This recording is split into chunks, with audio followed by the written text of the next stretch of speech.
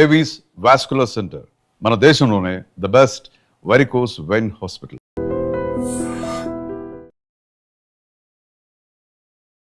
ఒకరి దగ్గరికి వెళ్ళి అవకాశాలు అడగరు, ఒకరికి కనిపించి సలాం చేయరు, వేరే వాళ్ళు మోసం చేస్తే సర్లే అని చెప్పి వదిలేస్తారు, డబ్బులు లెక్క చేయరు.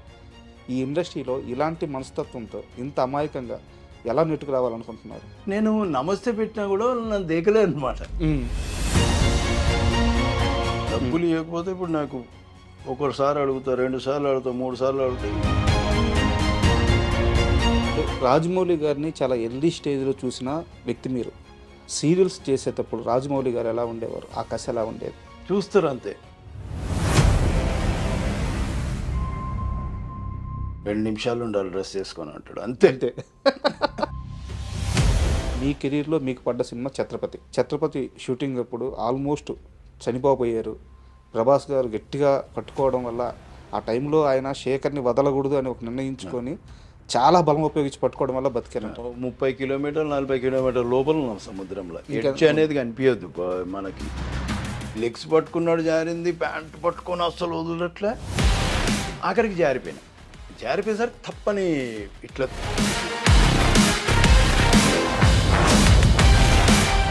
తర్వాత ప్రభాస్ గారికి వచ్చి ఏం చెప్పారు మీరు? ఆయనకి ఎక్కువ టెన్షన్ ఉంది. ఎన్టీఆర్ గారి మాటలో బాలకృష్ణ ప్రస్తావన కానీ, బాలకృష్ణ మాటలో ఎన్టీఆర్ గారి ప్రస్తావన కానీ ఎప్పుడన్నా రావడం మీ ముందు గమనించారా?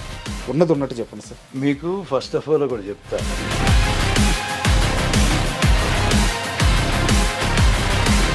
సీరియల్స్లో బిజీ అయ్యారు. ఇక్కడ ఉండే ట్రీట్మెంట్కి అక్కడ కాదు, ఇప్పుడు తగ్గడం కాదు, ముందు నుంచి తగ్గే ఉన్నాయి. చాలా మంది చెప్పే కంప్లైంట్ ఏంటంటే సినిమాలో స్టార్ హీరోలతో పనిచేసేటప్పుడు నన్ను ఇలా ట్రీట్ చేసేవాళ్ళు, సీరియల్కి వెళ్తే నన్ను ఇలా ట్రీట్ చేస్తున్నారు, అందుకని నేను సీరియల్స్ చేయను అని చెప్పేసి చాలా మంది యాక్టర్స్ చెప్తా ఉంటారు. అవునవును, వాళ్ళు చెప్పేది న్యాయం, నిజమే వాళ్ళు మాట్లాడేది. నిజమేనా? పొట్ట వస్తే ఒక్క 2 లైన్లు చెప్పలేడు వాడు ప్రాంప్టింగ్ లేకుండా. మన మేనేజర్లు అట్లనే ఉన్నారు, మన డైరెక్షన్ డిపార్ట్మెంట్ అట్లనే ఉంది.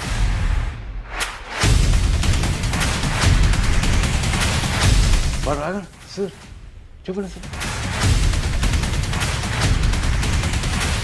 ఎప్పుడైనా ఇరిటేషన్ వస్తుంటుంది. ఇక్కడ దాకా వచ్చి ఆపుకున్న సందర్భాలు సీరియల్స్ ఇంత దారుణంగా ఉన్నాయి. ఒక్కొక్కరి కొట్టబుతేతున్నాయి.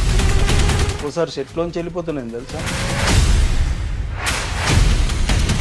కొట్ట కోస్తే ఒక 2 ముక్కలు. ఈవెన్ మన తెలుగు వాళ్ళు కూడా చాలా భయంకర నిజాలు. సీరియళ్ళల్లో ఉన్న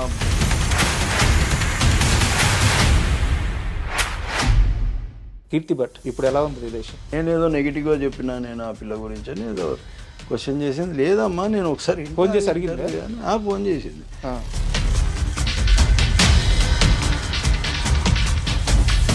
మరి ఆ పిల్ల రావాల్సిన డబ్బులు వెనక్కి వచ్చినాయి. మీరు చాలా బలంగా నమ్మారు, సొంత కూతురులాగా చూసుకున్నారు. ఎవరు లేరు ఆ పిల్లకి. ఇండస్ట్రీలోకి వచ్చిన తర్వాత మీకంటూ ఒక గుర్తింపు వచ్చింది, మీరు బిజీ అయ్యారు. అలాంటి టైంలో ఫ్యామిలీ డిస్టర్బ్ అవ్వడానికి కారణం ఏంటి? ఇంకా వద్దు, ఎందుకు రోజు కొట్లాడుకొని రోజు ఇది పరిశాన అనే దానికంటే దూరం ఉంటే బెటర్ కదా. కో డైరెక్టర్ సత్యం గారు చుట్టూ ఉండే కొంతమంది మనుషులతో మాట్లాడాను. శేఖర్ బాధపడుతున్నాడు, గత 2-3 ఏళ్ళ నుంచి ఈ బాధ ఎక్కువైంది అని చెప్పి నాకు కొంతమంది చెప్పారు.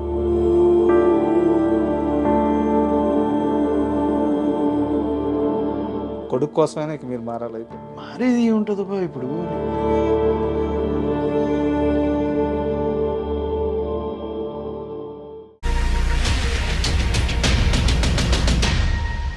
Hi, welcome to my show. ఇండస్ట్రీలో సినిమాని ప్రేమించే వాళ్ళు చాలామంది ఉంటారు, సినిమానే జీవితంగా బతికే వాళ్ళు కూడా చాలామంది ఉంటారు. అయితే ఈ సినిమా కొందరికి కీర్తిస్తుంది, కొందరికి డబ్బిస్తుంది. అయితే సినిమానే ఇంటి పేరు ఇచ్చే నటులు చాలా అరుదుగా ఉంటారు. అలాంటి వారిలో ఛత్రపతి శేఖర్ ఒకరు. ఆయన ఒరిజినల్ నేమ్ చంద్రశేఖర్. ఛత్రపతి శేఖర్గా ఇండస్ట్రీలో ఫేమస్ అయ్యారు. ఈరోజు ఆయన మనతో ఉన్నారు. ఆయన అడిగి మరిన్ని సినీ విశేషాలు తెలుసుకుందాం. హాయ్ సార్, నమస్తే. నమస్తే. చాలామంది చెప్పే కంప్లైంట్ ఏంటంటే నేను సినిమాలో స్టార్ హీరోలతో పనిచేసేటప్పుడు నన్ను ఇలా ట్రీట్ చేసేవాళ్ళు, సీరియల్కి వెళ్తే నన్ను ఇలా ట్రీట్ చేస్తున్నారు, అందుకని నేను సీరియల్స్ చేయను అని చెప్పేసి చాలామంది యాక్టర్స్ చెప్తా ఉంటారు. అవునవును, వాళ్ళు చెప్పేది న్యాయం, నిజమే వాళ్ళు మాట్లాడేది. నిజమేనా? మీరు సీరియళ్ళకి వచ్చి ఎప్పుడన్నా మీరు గమనించాలి దూరం నుంచి బిహేవియరు. ఇప్పుడు నేను అన్నాను చూడు వీళ్ళ గురించి, ఏ హీరో స్టార్ అనే ఫీలింగ్ ఎప్పుడు చూపెట్టాడు అవతల ముందు అని చెప్పాను సినిమా వాళ్ళ గురించి. కానీ ఇక్కడ అట్లా లేదు. సీరియల్స్లో ఇక్కడ వాడు ఒకటో రెండో చేసింటాడు సీరియల్ అంతే. అసలు వాడి యాటిట్యూడ్, వాడి నడకలో, వాడి ఫేస్లో తెలిసిపోతుంది మనకి. పొట్ట కోస్తే ఒక్క 2 లైన్లు చెప్పలేడు వాడు ప్రాంప్టింగ్ లేకుండా. 10 ఎక్స్ప్రెషన్లలో ఒక్కటి కూడా పర్ఫెక్ట్ ఇవ్వలేడు ఎక్స్ప్రెషన్. వాళ్ళందరినీ హీరోలను చేసి తీసుకొచ్చి పెట్టిడ ఆ భాష ఈ భాషలో తీసుకొచ్చి పెట్టి వాళ్ళకి ఏం తెలుస్తుంది వాళ్ళకి. కొందరు నేను సీనియర్ యాక్టర్లను చూసినా సీరియల్ చేస్తున్నారు. వాళ్ళకు ఇప్పుడు నేను అనేది ఏంటంటే, ఇప్పుడు వాళ్ళకి రెస్పెక్ట్ ఇవ్వాలి మనం. ఎన్నో సినిమాలు చేసి వచ్చి నువ్వు అసలు సినిమా గడప కూడా దొక్కలే నువ్వు. వాళ్ళు అట్లాంటిది 200-300 సినిమాలు చేసి వచ్చిన వాళ్ళు అంతే కదా. అది మనం చిన్నప్పటి నుంచి చూస్తున్న వాళ్ళకు కూడా నువ్వు రెస్పెక్ట్ చేయకపోతే ఎట్లా? ఇంకొకటి ఈ మిస్టేక్, నేను ఓన్లీ హీరోలది ఇక్కడ ఇప్పుడు కన్నడ నుంచి వచ్చిండ్రు, తమిళనాడు నుంచి వచ్చి, నేను వాళ్ళ గురించి నేను మాట్లాడుతున్నాను. మన దగ్గర మన మనుషులు కూడా అట్లనే ఉన్నారు, మన మేనేజర్లు అట్లనే ఉన్నారు, మన డైరెక్షన్ డిపార్ట్మెంట్ అట్లనే ఉంది. వాళ్ళకి ఇచ్చే మర్యాద ఇక్కడున్న ఆర్టిస్టులకు ఇవ్వట్లే. ఇట్లాంటి వానికి ఇస్తారంటే భయానికి ఇస్తారు. వాడు రాగా సార్ చెప్పండి సార్ బోలియే సార్ ఇది ఉంటుంది వాడిని. ఎందుకు వాడిని నెత్తినెక్కడ ఇంకా ఆడ ఇవన్నీ చేస్తే నువ్వు క్యాజువల్గా ఉండు. నువ్వు ఇప్పుడు మనతో ఎట్లా క్యాజువల్గా ఉంటున్నావు అట్లనే ఉండు. ఇప్పుడు ఇట్లాంటివి ఉంటాయి నాకు. ఇప్పుడు అంటే ఇట్లాంటివి నేను చూస్తుంటా గమనిస్తుంటా. అది నాకు నచ్చదు. ఈ అమ్మాయిలు కూడా అంతే, వాళ్ళని పట్టుకొస్తారు వీళ్ళని పట్టుకొస్తారు, వాళ్ళ బిహేవియర్ అంతే ఉంది. మనోళ్ళే చెడగొట్టిరా సగము. ఇప్పుడు మన సినిమాలలో కూడా మనం బయట వాళ్ళని పట్టుకొచ్చినప్పుడు మనతో మాట్లాడే విధానం వేరే ఉంటుంది, వాళ్ళతో మాట్లాడే విధానం వేరే ఉంటుంది. మన దగ్గర జీ సాబ్ బోలియే సాబ్ బో సాబ్ సాబ్ అంటే ఆడు నీలుగుతాడు. ఇక నువ్వు మామూలుగా ఉంటానని నేర్చుకుంటే ఎప్పుడైనా ఇరిటేషన్ వస్తుంటుందా ఇలాంటి బిహేవియర్ చూస్తే? అయ్యో ఇరిటేషను, నేను సీరియల్లో చాలా ఇరిటేట్ అవుతుంటున్నాను. ఒక్కడికి కూడా ప్రొఫెషనలిజం అనేది ఉండదు.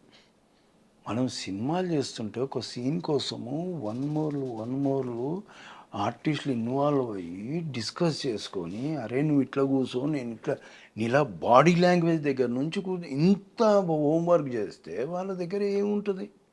నువ్వు చెప్తున్నావు ప్రాంప్టింగ్, నేను అరుస్తున్నా అంతే, నీ మాడ్యులేషన్లోనే అరుస్తున్నా. నాకంటూ వ్యక్తిగతంగా ఏమి ఇండివిజువాలిటీ లేదు, నేను ప్రూవ్ చేసుకుందామని ఏం లేదు. ఇలాంటి ఆర్టిస్టులకు అవసరం లేదు కదా ప్రాంప్టింగ్. నాకు అవసరం లేదు, వాళ్ళకి చెప్తాను. నాకు ఇరిటేషన్ వస్తుంది, ఇన్వాల్వ్మెంట్ ఉంటుంది. ఇప్పుడు మీరు నాకు సీన్ చెప్తున్నారండి, నేను సీన్ వింటున్నాను, నేను కూడా డైలాగ్ అనుకుంటున్నాను. ఇప్పుడు 5 మంది సీన్లో ఉన్నారు, 5 మందిని పిలుస్తారు, వాళ్ళు సీన్ చెప్తుంటారు అందరికీ. ఒకడు ఫోను, ఒకడు గిల్లుకుంటా, ఒకడు సొల్లు వాగుడు, వాళ్ళీళ్ళు అమ్మాయిలు అబ్బాయిలు ఈడు ఒకడు ఫోను. ఇంకా వాడు చెప్పేటోనికి ఏం ఇంట్రెస్ట్ ఉంటుంది? నువ్వేం చేస్తావు ఇట్లాంటి దాంట్లో ఇరిటేషన్ రాదా? ఇప్పుడు నేనేమన్నా తిట్టినానుకో పొరపాటున ఇక్కడ దాకా వచ్చి ఆపుకున్న సందర్భాలు ఉన్నాయి. ఎందుకంటే అరే ఈ సీనియర్ కాబట్టి అనేసిండు మనని అని అనుకుంటే, ఎందుకులే వీళ్ళు దరిద్రులు ఇంతే, వీళ్ళు మారరు, మనం ఎందుకు వీళ్ళ గురించి, మనమే మారితే అయిపోలే, పట్టించుకోకుండా వదిలేస్తే వాడిని వాడు నాక్కుంటాడు. రేపు పొద్దున ఒక సీరియల్ చేస్తాడు, 2 సీరియల్ చేస్తాడు, 3వ సీరియల్ మర్చిపోతాడు. మరి సస్టైనిటీ అయితే ఉండదు. ఇలా అయితే ఉండదు. నీకు భక్తి అనేదే లేకపోతే నువ్వు ఎట్లా బాను? నువ్వు దేవుని దగ్గర పోయి ఉట్టిగా నమస్తే సాబా అని వస్తావా నువ్వు? అరే జర దేవుని దగ్గర మనస్ఫూర్తిగా దండం పెట్టుకోతే మనస్ఫూర్తిగా ఆయన కూడా కొద్దిగా సంతోషం అనిపించాలి. వీడు ఎందుకు వచ్చిండ్రా నాయన ఉట్టి కొబ్బరికాయ ఒట్టిపోతాడని ఆయన ఫీలింగ్ ఎందుకు తెప్పి. సీరియల్స్ ఇంత దారుణంగా ఉన్నాయి. అరే చూస్తే తెలుస్తుందబ్బా, ఒక్కొక్కరిని కొట్టబుద్దైతే నాకు ఇరిటేషన్. ఒక్కోసారి సెట్లోంచి వెళ్ళిపోతున్నాను తెలుసా, నాకు నచ్చక సెట్లోంచి వెళ్ళిపోతున్నాను. ఏం చెప్పను ఎవరికి. పొట్ట కోస్తే ఒక 2 ముక్కలు, ఈవెన్ మన తెలుగు వాళ్ళు కూడా సేమ్ 2 లైన్లు ఉమ్. ప్రాంప్టింగ్ లేకుండా చెప్పలేరు. క్యూ డైలాగ్ ప్రాంప్టర్ చెప్పాలండి నాకు మీకు? క్యూ డైలాగ్ కూడా ప్రాంప్టర్ ఎట్లా చెప్పారు? జస్ట్ వన్ వర్డ్ కదా క్యూ. One word. అవును. అక్కడ నుంచి ఇక్కడ రారా అని, అది కూడా అక్కడ నుంచి ఇక్కడ రారా అని వాడు స్టార్ట్ చేస్తే వీడు స్టార్ట్ చేస్తాడు. ఇంకేం భక్తి ఉంది, ఏం నేర్చుకుంటా అంటే నీకు పైసలు వచ్చినాయి సార్, నా పైసలు నాకు వస్తున్నాయి, బస్ కథం. నా స్టైల్ నేను కొడుతున్నా, నా మేకప్ నేను మంచిగా కనిపిస్తున్నానా లేదా స్క్రీన్ మీద, నేను మంచి బట్టలు కట్టుకున్నాను లేదు, ఇది తప్ప భక్తి అనేది లేనే లేదు. మనోళ్ళకి లేదు, బయట వాళ్ళకి లేదు. ఇది చాలా భయంకరమైన నిజాలు. సీరియళ్ళల్లో ఉన్న అసంతృప్తి ఏదో ఇట్లాంటి మీరు చూస్తే తెలుస్తుంది. ఇప్పుడు నేను చెప్తే కాదు, చూస్తే మేబీ నాకంటే ఎక్కువ నోటీస్ చేయొచ్చు మీరు. నేను ఒక్కోసారి వేరే పనులు నేను అంత నోటీస్ చేయనేమో అట్లా. అందుకని నేను వీళ్ళతో కూర్చోను. వెళ్ళిపోతా, ఉంటే రూమ్లో కూర్చుంటా, లేదంటే పోయి కార్లో కూర్చుంటా. ఇట్లాంటివి ఉన్నాయి. సీరియల్స్ ప్రస్తావన వచ్చింది కాబట్టి ఒక క్వశ్చను. కీర్తి భట్ మీ కూతురు, అవునవును. ఇప్పుడు ఎలా ఉంది రిలేషన్? ఇప్పుడు నాకు ఆమె ఫోన్ చేయక చాలా రోజులు అయింది. మొన్న మధ్యలో నాకు చిత్రమందిలో కలిసింది, ఓ 2-3 రోజులు పక్క సెట్లో ఆమెది నేను మాట్లాడుకొని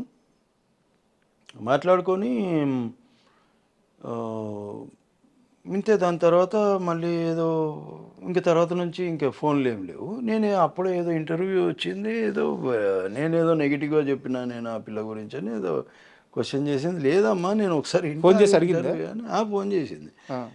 చూస్తాకంటే అందులో ఏం తప్పు లేదు. నేను వేరే వాడికి ఇందులో ఏమైనా తప్పుగా నేను కీర్తి గురించి చెప్పినట్టు అనిపిస్తుందా నీకంటే, అసలు ఏముంది, నువ్వు ఏం మాట్లాడినాను.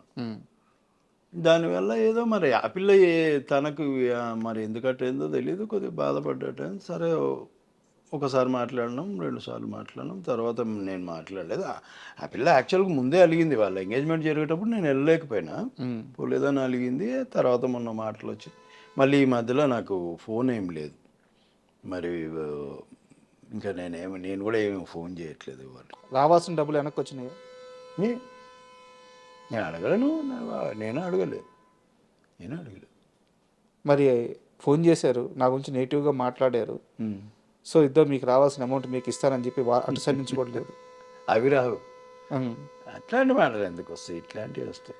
అంటే ఇక్కడ నా డౌట్ ఏంటంటే, మీరు చాలా బలంగా నమ్మారు, సొంత కూతురులాగా చూసుకున్నారు. నేను నిజంగా మా పిల్లనే కాదు, నేను రెండో కూతురు త్రిషని అందరూ పిల్లలే అనుకున్నాను. అందులో చేసిన వాళ్ళని పిల్లలే అనుకున్నాను. భార్య అనుకోలేదు, కానీ పిల్లలు మాత్రం అదే నేను వాళ్ళకేదో చిన్న ప్రాబ్లం వచ్చిందంటే నేను నమ్ముతాం కదా, పాపం దానికి ఎవరు లేరు ఆ పిల్లకి. సో అది ఒకటి మైండ్లో ఉంది నాకు. కానీ రాను నేను అనుకున్నారే, మనసు ఇచ్చి చూడనే సీరియల్ చేసిన మనసు నేనే ఇచ్చినా కానీ ఎవరు ఇవ్వలేరా మనసు అనుకున్నాను. అండ్ ఇంకోటి, ఆ సీరియల్లో మీరు సంపాదించిన దానికంటే కూడా బయట పోగొట్టింది ఎక్కువ అంటగా. 3 4 బొక్క అందరికి ఇలాగ అప్పులు ఇచ్చి.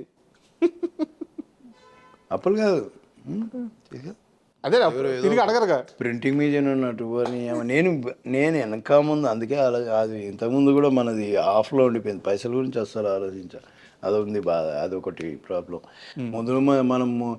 ముందు నుంచి పైసలు చూసింది లేదు, పాడు చూసింది లేదు. ఇప్పుడు ఉంటేనేమో ఏదో కొనుక్కుందాము, ఏదో ఉంటే వాడు అడిగింది కదా అని చేసినాం తప్ప మనకు తెలియదు ఆ తర్వాత ఇవి నిజాలా అబద్ధాలా అనేది.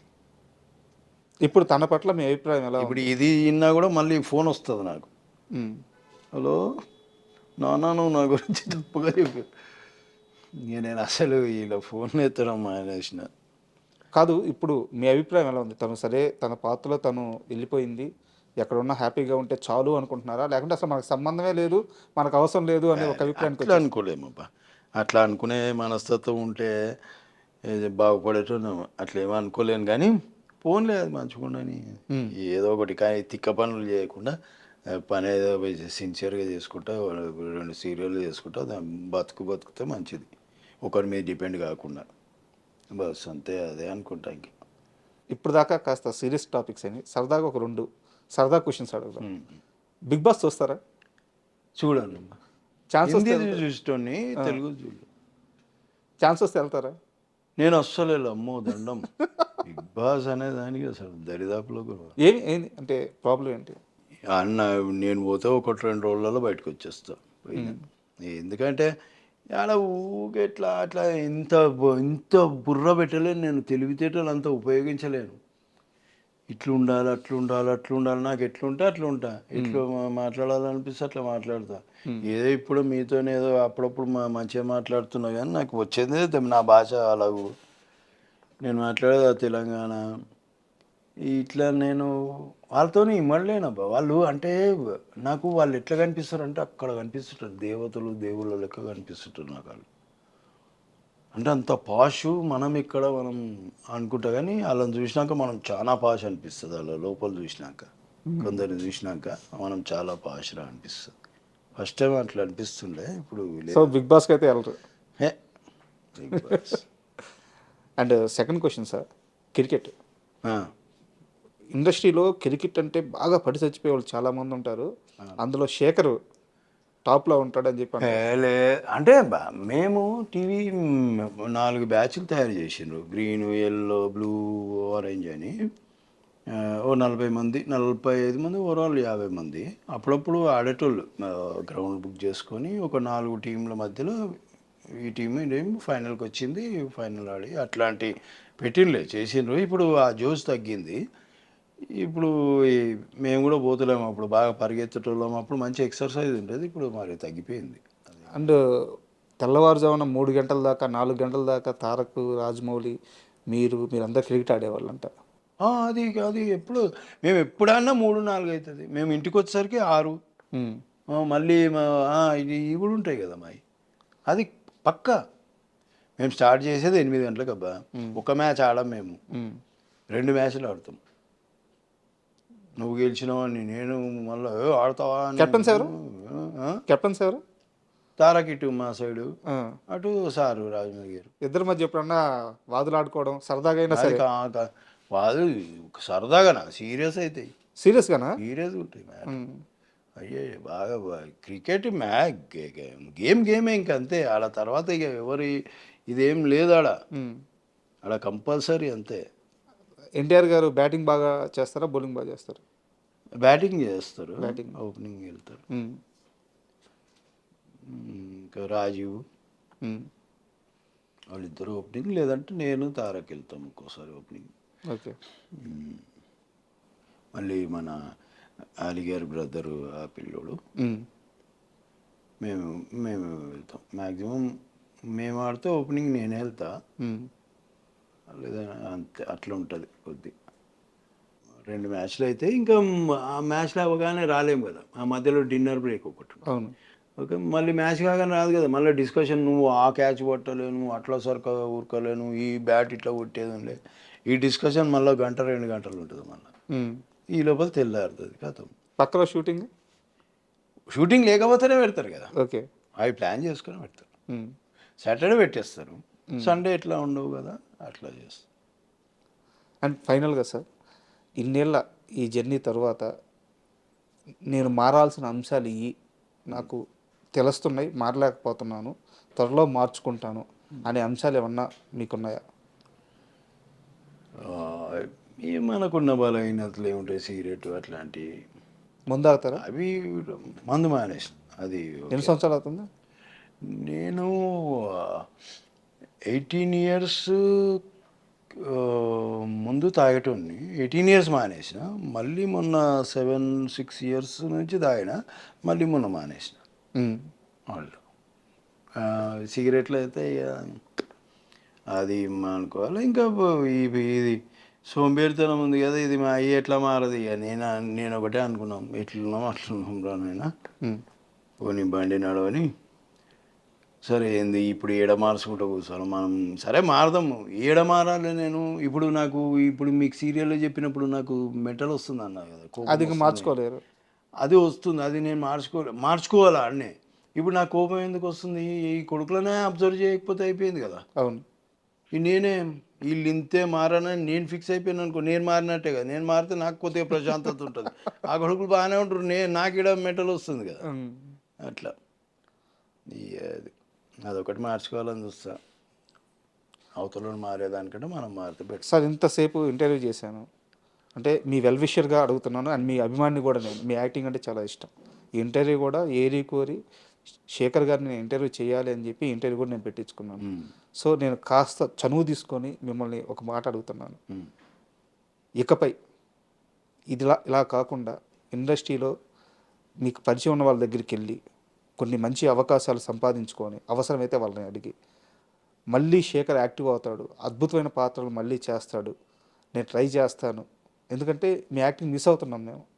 సో ఒక్క మాట ఏమైనా ఇవ్వగలరా? నేనేమో సరే, నేను ఇట్లా అట్లా ఉంది, అట్లనే ఉంటా అనేది ఫిక్స్ అయిపోయాను. ఇప్పుడు నాకు సీరియల్ వచ్చినా చేసుకుంటా, మేబీ డబ్బులు తక్కువ వస్తాయి. ఇక్కడ 6 గంటల దాకా పని చేస్తే ఆడ 9 గంటల దాకా పని చేస్తే. ఇక్కడ సినిమాలలో ఏంటంటే మన పని మనం చేసుకుంటాం, వెళ్ళిపోతాం ఇదని. కానీ ఇక్కడ అట్లా లేదు. కొద్దిగా ఎక్కడో నాకు పొల్యూషన్ కనిపిస్తుంది ఇప్పుడు కొన్ని చోట్ల. సినిమాలలో అస్సలు అట్లాంటిది ఏం నాకు కనిపించదు. అందుకే అసలు మళ్ళీ కొన్ని దగ్గర కనిపించవచ్చు. కానీ అయినా సరే నేను వెళ్ళి వచ్చిన చిన్న వేషమైనా మేబీ ఇప్పుడు ఛత్రపతి లాంటి క్యారెక్టర్ మళ్ళీ పడాలంటే అట్లాంటి ఫ్రెండ్ వేషం చేసే ఏజ్ నాది దాటేసిన. సో అట్లాంటి ఇంపార్టెంట్ రీసెంట్గా త్రిబుల్-ఆర్లో కూడా మీది చాలా మంచి క్యారెక్టర్, అట్లాంటి ఇంపార్టెంట్ పక్కనే ఉంటారు కదా, అట్లాంటిది ఏదైనా పడితే చేయాలి. సరే నాకు ఒక కాల్ క్లియర్ చేయండి.